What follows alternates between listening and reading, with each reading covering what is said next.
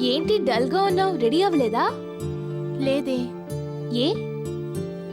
చంటి వాళ్ళ ఇంటికి వెళ్ళాలంటేనే నాకు భయంగా ఉంది.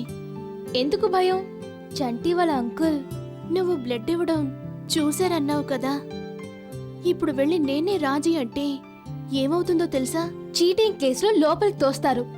ఎందుకే భయపడుతున్నావు? మరి ఎంత ధైర్యం ఉంటే నువ్వు రాజీ అని చెప్పి అబద్ధం ఆడతావు? సరే, ఏదో ముందు వెనుక ఆలోచించకుండా అబద్ధం చెప్పేశాను. నువ్వు కూడా ఆ రోజు నాకు హెల్ప్ చేస్తానన్నావు కదా. ఇప్పుడు నువ్వే సేమ్ సైడ్ గోల్ వేస్తే నేనెక్కడికి వెళ్ళను? నువ్వు వెళ్ళకపోతే ఏమవుతుందో తెలుసా? వాళ్ళిద్దరూ నిన్ను వెతుక్కుంటూ ఆఫీస్కి వెళ్తారు, ఇంటి అడ్రస్ తీసుకుంటారు, తిన్నగా ఇక్కడికి వస్తారు. ఇదంతా అవసరమా? నేను బాగా ఇరుక్కున్నానే. ఏవైతే అయిందిలే అని నిన్నే లవ్ చేయమని వదిలేసి ఉండాల్సింది. నేను లవ్ చెయ్యను. ఒకవేళ లవ్ చేసినా స్ట్రైట్ ఫార్వర్డ్ గా లవ్ చేస్తాను. నీలాగా అబద్ధాలు చెప్పి సమస్యల్లో మాత్రం ఇరుక్కోను. నేను ఇలా అవుతుందనుకోలేదే.